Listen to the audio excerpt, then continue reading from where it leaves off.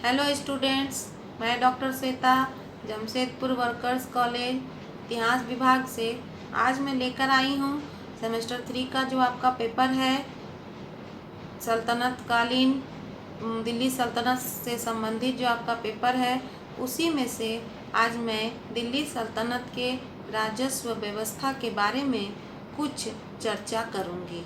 आपका क्वेश्चन है दिल्ली सल्तनत कालीन राजस्व व्यवस्था की विवेचना कीजिए।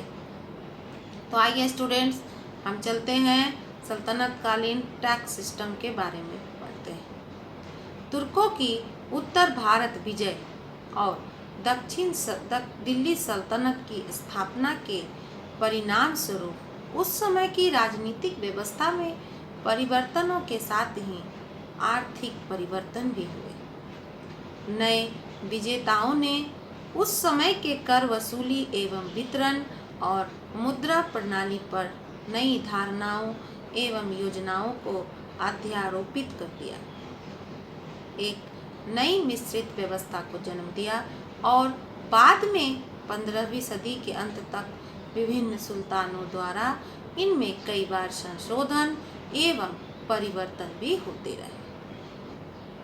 वस्तुतः दिल्ली के सुल्तानों द्वारा अपनाई गई यह व्यवस्था बगदाद के मुख्य काजी अबू याकूब द्वारा लिखी किताब उल खिराज में लिपिबद्ध है।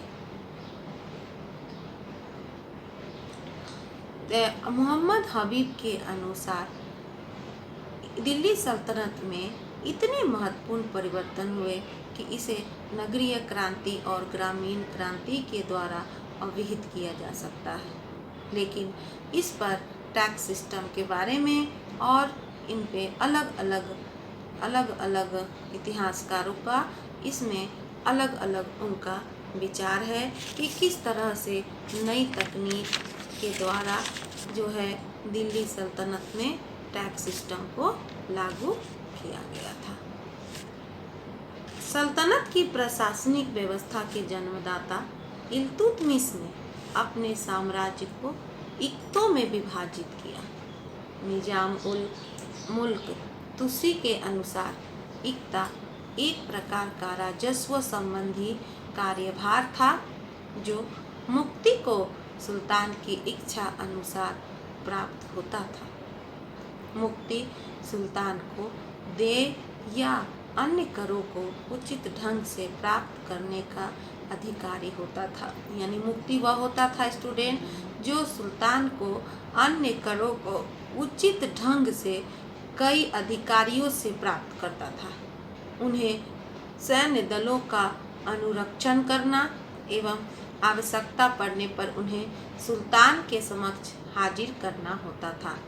इक्ता एक स्थानांतरणीय कार्यभार था। इक्ता क्या था? स्थानांतरणीय का मतलब होता है एक को देने के बाद यह उसी जिस व्यक्ति को मैंने दिया है इक्ता उसी से मैं लेकर किसी और व्यक्ति को इक्ता दे सकता था। यानी इक्ता का इक्तेदार जो होते थे उनका स्थानांतरण होता रहता था।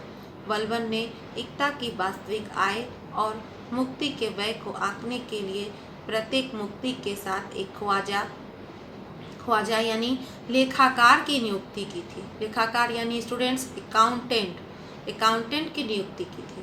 अलाउद्दीन खिलजी के प्रशासनिक नियंत्रण के तहत इक्ता का लेखा जोखा परीक्षण एवं कठोर दंड भी दिए जाते थे। मुक्ताओं के तबादले यानी उनका जो है एक जगह से दूसरे जगह उन्हें भेजा भी जाता था। राजस्व मांग में वृद्धि भी अक्सर होती रहती थी। गयासुद्दीन तुगलक ने उदार नीति अपनाते हुए मुक्तियों को अपने वेतन के अतिरिक्त 1/10 से 1/20वें भाग तक की आय अपने पास रखने की स्वीकृति दी। मोहम्मद तुगलक ने इस व्यवस्था में इतना ज़्यादा हस्तक्षेप करते हुए कई मामलों में एक ही क्षेत्र के लिए एक वली और एक अमीर की नियुक्ति की, जिसमें अनेक राजनीतिक समस्याएं उत्पन्न हुई। फिरोज तुगलक ने इसमें रियायत देते हुए मुक्ताओं के वेतन में वृद्धि की तथा राजस्व, जिसे महसूल कहते थे, टैक्स जो वसूला जाता था स्टूडेंट, उसे महसूल कहा जाता था, का नवीन आकलन तैयार किया जो जमा कहलाए। लोदी शासनकाल में प्रशासनिक और राजस्व कार्यभारों को संयुक्त कर दिया गया और उन्हें इक्ता नहीं बल्कि सरकार और परगना कहा जाने लगा। इक्ताओं के अतिरिक्त यह क्षेत्र जिसका राजस्व सीधे केंद्र द्वारा वसूल किया जाता था खालसा कहलाए। दिल्ली और इनसे जुड़े क्षेत्र एवं दोआब के भाग खालसा के अंतर्गत आते थे। अलाउद्दीन के शासनकाल में खालसा में वृद्धि हुई, किंतु फिरोज तुगलक के शासनकाल में कमी आई।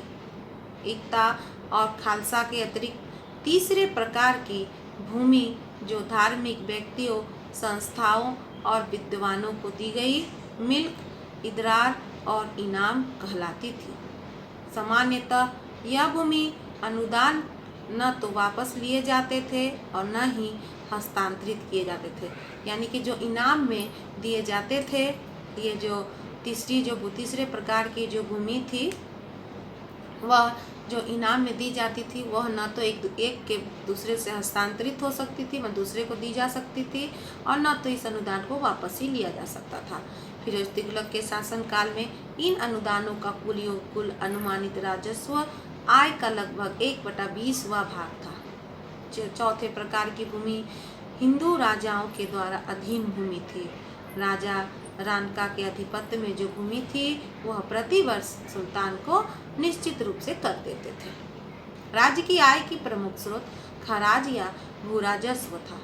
खराज भूमि पर उत्पन्न पैदावार का हिस्सा होता था और इस भूमि पर लगान अलाउद्दीन प्रथम मुस्लिम शासक था जिसने लगान दिया। इसने भूमि प्रबंधन में महत्वपूर्ण परिवर्तन किया। अलाउद्दीन ऐसा पहला मुस्लिम शासक था जिसने भूमि प्रबंधन में परिवर्तन किए, महत्वपूर्ण परिवर्तन किए। क्या परिवर्तन किए?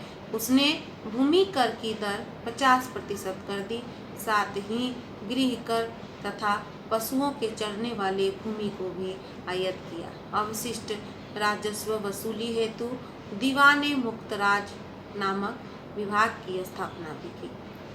राज्य की मांग अनाज के रूप में निर्धारित की जाती थी, लेकिन वसूली साधारणतया नकद के रूप में ही होती थी। गयासुद्दीन तुगलक ने अलाउद्दीन खिलजी द्वारा परिवर्तित कर प्रणाली में संशोधन किया और खोत और मुकद्दमों को अपनी उपज और मवेशी पर कर देने के लिए मुक्त कर दिया। बरनी के अनुसार मोहम्मद तुगलक ने 10 से 20 गुना कर की बढ़ोतरी दोआब में की थी। 10 से 20 गुना की बढ़ोतरी दोआब के क्षेत्र में किसने की थी स्टूडेंट्स? मोहम्मद तुगलक ने की थी। अतिरिक्त नए कर भी लगाए गए थे जिसे अबाब कहा जाता था। खराज के आकलन हेतु वफाए फरमानी और निर्ख ए फरमानी को आधार बनाया गया। यद्यपि मोहम्मद तुगलक पहला सुल्तान था जिसने कृषि को बढ़ाने हेतु एक कृषि नीति को निरूपित करने का प्रयास किया। उसने जुताई योग्य भूमि को सुधारने तथा सिंचाई के लिए कुएं खोदने जैसे कार्यों हेतु सोंधर नामक नया ऋण प्रारंभ किया, कर्ज देने लगा। दीवान ए कोही नामक कृषि मंत्रालय की स्थापना भी की। उसने कृषि मंत्रालय की भी स्थापना की। किसने की? मोहम्मद बिन तुगलक ने की। उसने दीवाने कोही नामक एक कृषि मंत्रालय की भी स्थापना की थी स्टूडेंट, लेकिन यह पूरी तरह से असफल सिद्ध हुआ और फिरोज तुगलक ने इस नीति को त्याग दिया। कृषि उपकरों को समाप्त कर दिया। जाजिया और सिंचाई पर लगाया। इब्राहिम लोदी ने मुद्रा की कमी और खाद्यान्नों के मूल्यों में गिरावट के कारण भू राजस्व को वस्तु तथा अनाज के रूप में भी वसूल किया। किसने किया? इब्राहिम लोदी ने। भू राजस्व के निर्धारण के मुख्य 3 तरीके प्रचलित थे। पहला बटाई, जिसमें खड़ी कटाई की गई फसल या वास्तविक उपज में से राज्य के हिस्से का निर्धारण किया जाता था। दूसरा था मसाहत, इसमें भूमि की पैमाइश के आधार पर उपज का निर्धारण किया जाता था।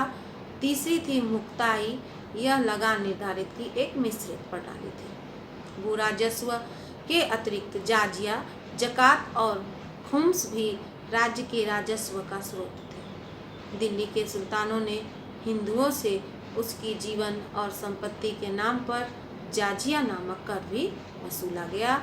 फिरोज तुगलक ने ब्राह्मणों पर भी जाजिया कर लगा दिया था। जकात मुख्यतः मुस्लिमों से वसूला जाता था। इसकी दर 1/2 थी। खुम्स युद्ध में लूट के द्वारा प्राप्त धन था, जिसमें 4/भाग सैनिकों में बांट दिया जाता था और 1/भाग केंद्रीय राजकोष में जमा कर लिया जाता था। तो स्टूडेंट, ये सारी थी भू राजस्व व्यवस्थाएं। इन सारे से हमें यह पता चलता है कि दिल्ली सल्तनत में किस तरह से राजस्व की वसूली होती थी।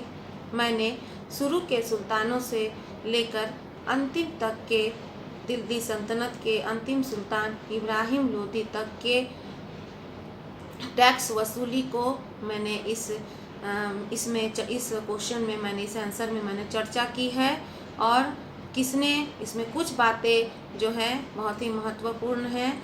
उनमें से एक यह महत्वपूर्ण है स्टूडेंट्स कि मोहम्मद बिन तुगलक ने दीवाने कोही नामक एक कृषि विभाग की स्थापना की थी, जिससे वह कर लेता था। दूसरा यह है स्टूडेंट कि जाजिया नामक कर और ब्राह्मणों से भी कर लिया जाता था। वह कौन था? वह था फिरोज शाह तुगलक। उसके बाद हम यह देखते हैं अलाउद्दीन खिलजी ने अब उस समय भूमि का जो है भूमि प्रबंधन में उसने महत्वपूर्ण सुधार भी किए थे। उसने भूमि की पैमाइश शुरुआत कराई थी। इन सारी बातों से यह पता चलता है कि दिल्ली सल्तनत के जितने भी सुल्तान थे उन्होंने कुछ न कुछ टैक्स में यानी कि राजस्व व्यवस्था में कुछ न कुछ परिवर्तन किए और दिल्ली सल्तनत का काल धीरे धीरे पहले से प्रचलित राजस्व व्यवस्था और वितरण की व्यवस्थाओं में परिवर्तन आता गया। नकद लेन देन बढ़ा, शुद्ध चांदी के सिक्के भी शुरू किए गए।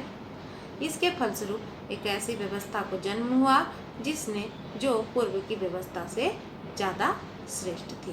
तो स्टूडेंट, ये था आज का आपका दिल्ली सल्तनत के राजस्व व्यवस्था।